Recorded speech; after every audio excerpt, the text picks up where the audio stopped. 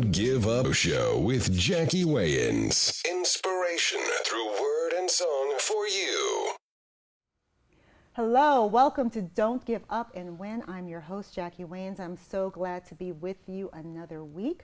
Listen, I have a question for you. How many of you know of some young person who's just a little out there, just getting suspended, just not listening, got a bad attitude, and you think, oh my gosh, what's going to happen to them in their future? What will their future look like? Well, this show is for you because I want to let you know that our guest, Roberta Hoskie, is now president and CEO of Outreach Realty, and she started out as just one of those young people, and here she is today to tell us what her journey was like and how she was able to hit a crossroad in life and learn how to be and do better. Welcome to the show, Roberta. It is a pleasure to have you. Oh, it's a pleasure to be here. Thank you for having me. I'm so happy to be here. Oh, well, okay, so I'm looking at you, refined from head to toe, and I cannot believe that you were ever unhinged in any way. So tell us about the range of 13 to 17 in your life, and if I saw you then, what kind of a young person would I have encountered? You probably would have went running, right? So I first want to say I thank God that I don't look like what I've been through. How about that? Yeah, so thank you for the amen. compliments, and Yes. you're beautiful as well. Oh, thank you. Well, between the age of 13 and 17. Yeah. Okay. So those were very trying different years. The reason why I say different is because I didn't have what a lot of teenagers had at home. Then again, I had what a lot of teenagers had. So let me explain. Okay. A broken home, right? All right. My mother and father divorced when I was 8. My father left, and I didn't see him again until I was 18, but I was a daddy's girl. So, I mean, I'm the daddy girl that ran to the door. I knew what time daddy was coming home from work. I'm jumping in his arms like I was a daddy's girl. And then one day, daddy didn't come home anymore. So that was a very difficult time. And what I found out is that in my later years, between 13 and 17, I was acting out. And, you know, I found that out later on as an adult. That's what was really going on. But I was an angry child. I was very angry. I was very spiteful. My mother and I were like water and oil. Like, we did not mix at all. Like, I thought she didn't love me. I was having all types of pity parties, inviting everybody to my pity parties. Fighting. Yeah. I got kicked out of every school I enrolled in. Everyone? Every last one until the last one. Wow. When I ended up having to go back to school because I found myself with child. Wow. And when I mean angry, I mean I was a person that if you're walking towards me and you hit me, I'm like, what's your problem? Right. Oh, okay. Get out my face. All right. You were one of those people that I didn't want to be on the bus or the train with. It's like, why are you looking at me like that? Don't look at me like that. You got a problem with me? Oh, no. When, you know, so I had a lot of anger. And what I realized later on in life is that it really was displaced hurt. And I believe it started when daddy didn't come home anymore. But I didn't understand those emotions, and I didn't have an outlet. So I was just like a volcano that was just erupting everywhere. What were some of the things that adults said to you during that process, during that period of time in your life? This is one of the favorite lines. If you make your bed hard, you lay in it, right? You are never going to go anywhere like that. You're never going to amount to anything. You're going to be a bum on the street. You're going to, you know, just, I remember being a bum on the street. You're not going to be able to accomplish anything. Very hurtful things. Very, very hurtful things. But, you know, as I look back at those people and those words, and unfortunately it came from a lot of the closest people to me, you know. Right. Family. And no faith at all. Okay. And so my mother and I, we didn't get along at all growing up. And so much so that she put me out as a teenager, so I found myself as a homeless teenager. Wow. We're going to expand on that. I want to hear a little bit more about that timeline. But what was very interesting about your contrast during this period of time is that you were very smart. Talk about the ways you, and you know, this is one of the things that is so frustrating for parents, because you're looking at these kids who are acting out, and you're like, but they're so smart. Like, if you could just apply those smarts in the right way, right? So you were really smart. So what did teachers say to you, and how did that work out for you? And, you know, how did you use your smarts? I was very, very smart. So smart that I got bored in school, right? But so smart that I was a little awkward as well. So I didn't always fit in. And that may have also played a role with my anger and just lashing out. But I had some really good teachers, and actually some teachers that I'm still in contact with today that say, you know, I'm so proud of you, Roberta. I always knew you had it, you know. Yeah. So teachers are very important, and I don't know if they realize how important they are. So I had a really good teacher that was a social studies teacher and a really good Spanish teacher in school that encouraged me. I remember my Spanish teacher. I always remember her, Miss Rosa, and she's one that pops up every now and then in my life. She identified with what I was going through. I know she didn't know everything, but we obviously were living in poverty. I would come to school with holes in my shoes. And because I was so smart, I was the president of the Beta Club now. And the New Haven Register, which is the town that I was born and raised in, they followed me around school. So this is a funny but not so funny story. So they followed me around school. So here I am, this little brainiac, just as homey as she could be, right? The hair popping down, and I just had my first perm because I had like this nappy stuff going on, which is beautiful now, which I love. Yes. I love natural. I'm natural now, so I love it. Like, I've learned to love myself, right?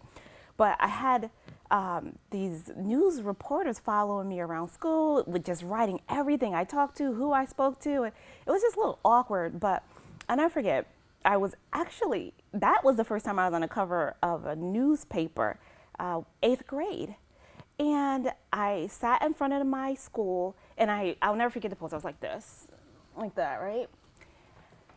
And front page, and it was supposed to be a nice story about this girl that was very promising, right? Although I had all this stuff going on in my life. A big hole in my shoe. Oh, wow. Let me tell you, those children were so brutal. I cried and I cried. I didn't want to go back to school ever again. I got to tell you, I have embarrassing stories like that. And a lot of the people that are the most successful in our society have stories like that. But it can break you in that moment. And when we come back, we'll find out what a homeless teenager did when we return. Thank you.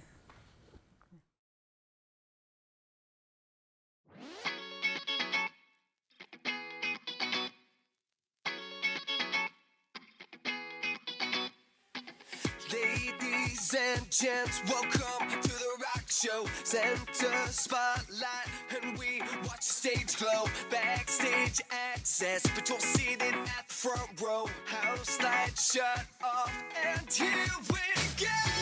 Get up, like a wolf in a million. Get up, like a diamond, you're brilliant. Get up, oh don't stop believing. You're a star tonight. Like we got no access pass to the show tonight. Paparazzi show me in my suit and tie. Campus got me feeling like I'm so alive. We're meant to be. We're meant to be. We're meant to be. We're meant to be. We're meant to be. We're meant to be.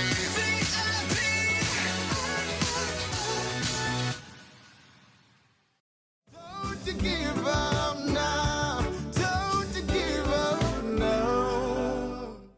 And we're back with my guest, Roberta Hoskie, who has been sharing with us what it was to be a young lady who was very angry and a little bit lost.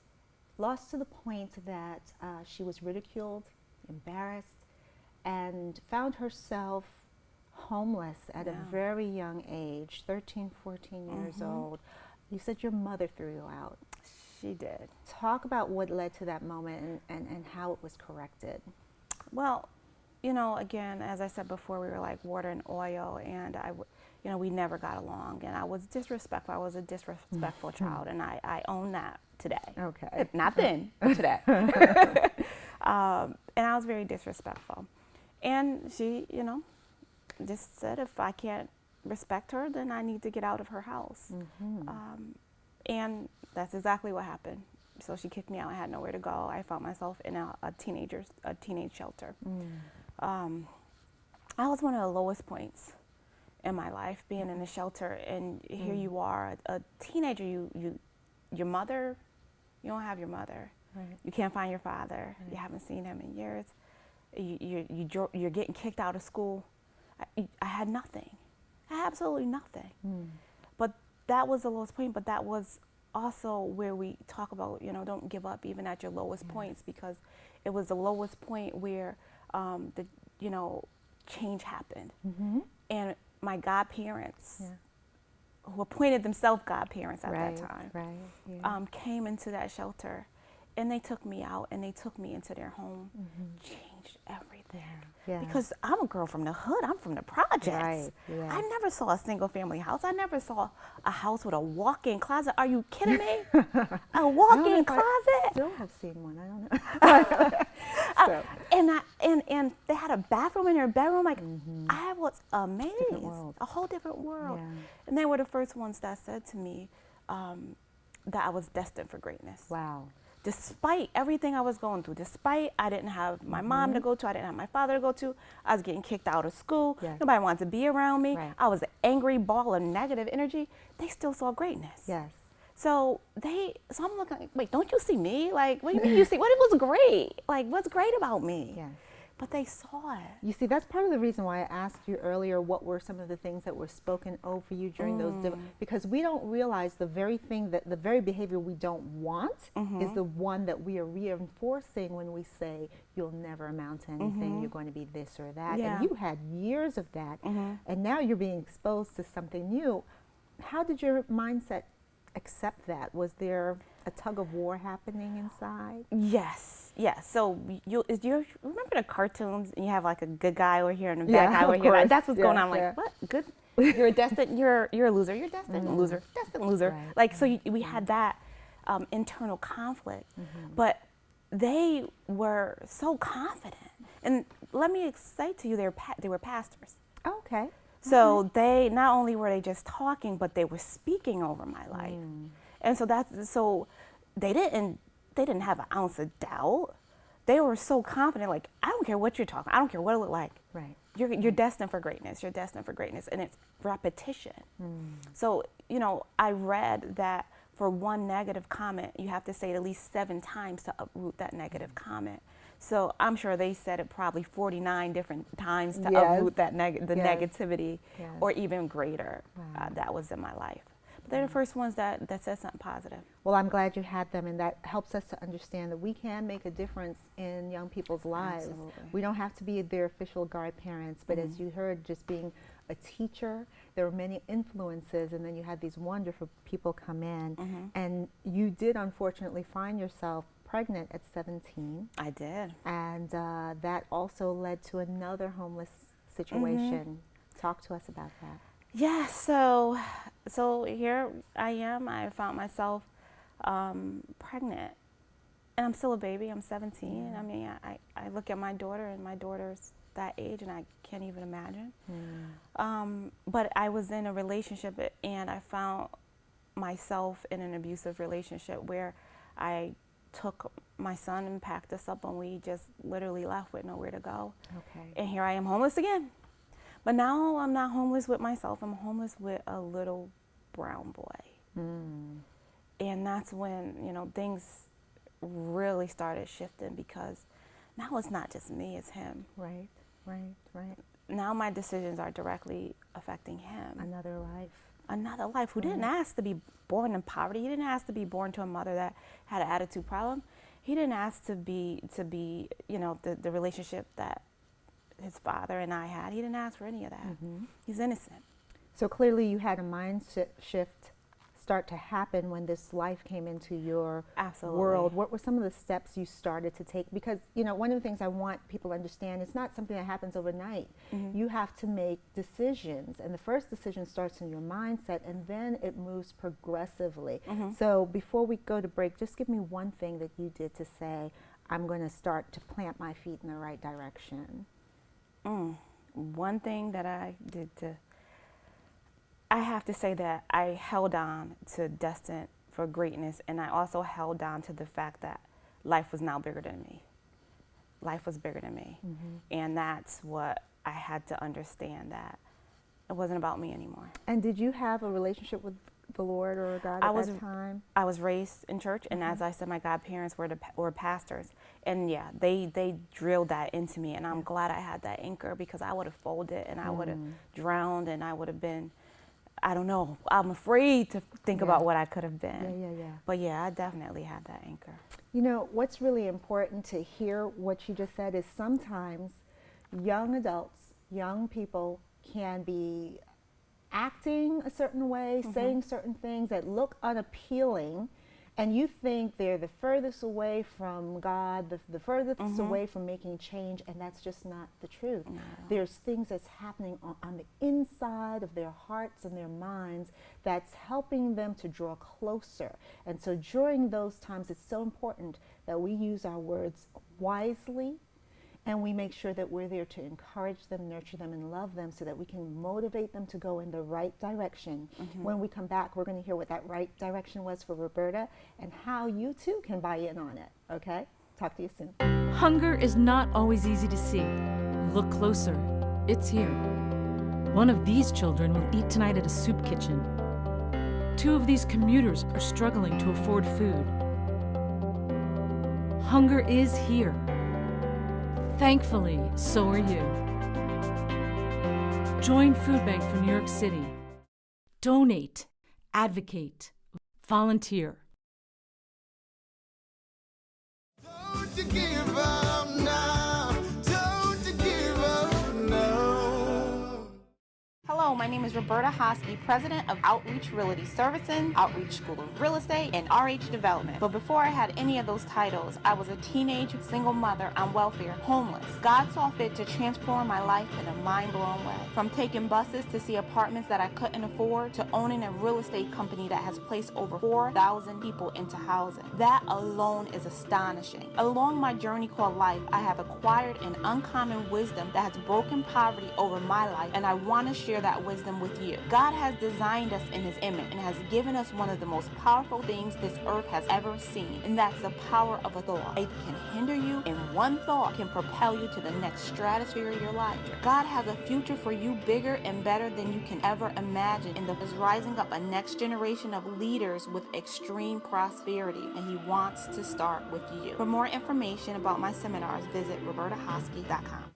Great. We are back with my wonderful guest, and she was right in the heart and the richness of what she had gone through, and now being a mother and deciding to take steps to change her life. And today she sits before me as the president and CEO of Outreach Realty, but she also has many other businesses as well, multi-business owner. Absolutely. So I want you to talk to us about that first step, because some of us have the vision or the idea, but there's so many things that seem to stand in our way that why we think we can't make that step. And you were, a teenager with a child. And so what made you think that you could own property? What made you think you could get into real estate? One, I knew I was destined for greatness then. All right. It's a mindset shift. Yeah. If you think you're not going to be able to be anything, then you won't. But if you think that you're going to be something, guess what? You will be. Either way, you're right. So I understood the power of your mind and the power of, because before you do anything, you first think. So any action you've ever do in your life, you think about that action first. So you don't decide what you're going to wear. You have to think first. So our actions dictate our outcomes, right? Yeah. So what ended up happening is I was still in a state of survival, and I'm trying to figure out, how do I make it out of the hood, okay? And I found out that real estate was a powerful tool in that it was also affordable housing. A lot of us get things mixed up. We look at owning property as if it's a debt and I can't afford it. I'm here to say you can't afford not to own a property. Wow. Because wealth is in real estate. Everyone's always going to have or need a place to live. The stock market can go up, down, fall apart, but you're still going to need a roof over your head. Yeah, but one thing I make sure I pay is my rent. That's right, you pay your rent. See, everyone's in real estate, whether they realize it or not. It's just what side of real estate you're on. You just said you pay rent. Yeah. I pay a mortgage, my tenants pay me rent. Right. Everyone's in real estate. So real estate ended up being powerful. My first house yielded me over $250,000. I lived on the second floor. The mortgage was $1,100. Had a tenant on the third floor. The rent was $1,100. It paid the mortgage. I lived rent-free, mortgage-free. Had 2 other units, cash flow $1,500 a month. I live rent and mortgage-free. Wow. But when I found out what this powerful thing real estate is, the E word, equity, that's why you buy real estate. A lot of us get real estate a little backwards. We buy houses for backyards, picket fence, and bragging rights. Right. When you're supposed to buy it for tax breaks and the wealth creation that real estate gives us. And so I learned that thing. And sooner than later, I was making my annual salary, over my annual salary, one transaction, 6-figure transactions. My first real estate transaction, over $250,000, $337,000 to be exact. I took that and continued to invest in real estate. It was how I broke poverty. Wow. This is why I'm passionate about real estate. This is why I'm telling everyone. This is why I'm teaching everyone. This is how you break what I call the poverty curse. Right. This thing is real. Tell me, how much was that first investment? $88,000. $88,000. $88,000. I was only making $9.14 an hour when I bought a 4-family house. Okay, so don't tell me you can't afford it. Wow. This is why I teach it. You may not be able to afford a single family, but you can afford an investment. Wow. Because what happens is when you purchase an investment, they use the potential income from that investment property towards your salary or towards your income, so it boosts what you can qualify for. $9.14 an hour. I bought a 4-family house. Wow. I couldn't afford the rent. She is educating me. I think I need to sign up for whatever you're teaching. I teach all things real estate. All things real estate. Now's time for the Don't Give Up and Win takeaway moment. Our guest today admitted to having been a very difficult teenager, and admittedly so. But she also talked to us about having really horrible negative words spoken over her life. And it wasn't until wonderful mentors came in to be able to say to her, I see greatness in you. I see more than what you see. And when she started to believe that, that's when her life really started to take off, start to change. That's when the shift began. And I know that many of us have those negative words that hit us, that come into our heads, come into our minds. Anytime we make a mistake, anytime that we do something that's a little off, we hear those words. I know I do. Idiot, stupid, you just can't do anything right. In fact, I've had people speak to me in my community, in my family, in my circle that said to me as I was young and struggling, you're never going to amount to anything, or you're going to lose all your friends, or the ever famous, how could you? That very heavy judgment that we tend to place onto young people. And our guest, she had these godparents that came in and spoke into her life, but I didn't have that. I didn't have that. But what I did have was books that I could read. Maya Angelou's A Prayer Flung Up to Heaven. And I realized that she was 36 years old when she went back to school herself, and that she didn't always have the wisdom that we attribute to her now. She had to learn that. And I would read books like The Battle of the Mind by Joyce Meyer, and go to free conferences and just really try to saturate myself with a lot of positivity from the Word of God. And those things absolutely helped me to progress, helped me to move forward and get stronger in the Lord. I had to internalize the truth as opposed to internalizing facts. Facts may have been that I made mistakes. Facts may have been that I, chose some things that I shouldn't have. But the truth was what God saw. The truth was what God saw in my life before he even placed me into my mother's womb. And so when I started to align myself with those things, with God's truth, and to realize that he's a restorer, that he's the one who goes in and he brings back all those years that we have lost. So I just want to encourage you that your very first step is, I say, Romans 10:9 and 10, that if you confess with your mouth Jesus Christ as Lord and believe in your heart that God raised him from the dead, you shall be saved. And from that moment on, you have his spirit in you, and you can go on to do great and wonderful things. So don't give up and win. You also started something new. Yes. At the end of last year. Talk to us about that. Yes, the Miss Millionaire Mindset Sisterhood. Miss. I like Miss that. Millionaire Mindset Sisterhood. It is a sisterhood. We are focused on wealth creation. We're focused on doing what I just talked about, breaking the curse of poverty. We understand that it starts in our mind, with our thoughts, because they dictate our actions, which dictate our outcomes. And we're unified women. We are birthing businesses. We have ideas and visions, but we don't bring them into this world for one reason or another. But in my sisterhood, we're birthing everything. All right. I love And we're going to support each other. And we also do something that a lot of us don't really talk about, but we need to, and it's called group economics. Where if you own a business and you're part of my sisterhood, I understand that the African American dollar is $1.8 trillion, right? Buying power. And not to discount the men, but women, we control the money because we spend our man's check. We do. So think about the buying power. If the entire budget is over, I think it's 4 million, we have 1.8 trillion buying power. Wow. Then we control the economy. Wow. But we're the brokest ones. Yes. But if you think about, we take that and we focus and direct where we spend our money, and in our sisterhood, we're committed to spending money with our sisters first.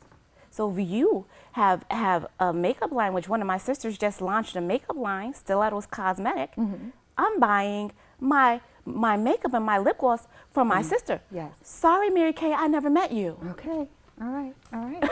Listen, there's so much that Roberta Hoskie can give to you that she can share. We have her information. Please follow up. And some of you might be saying, real estate isn't my thing, but the focus of this show is to tell you that you do have a thing. You do have a gift, that you were fearfully and wonderfully made.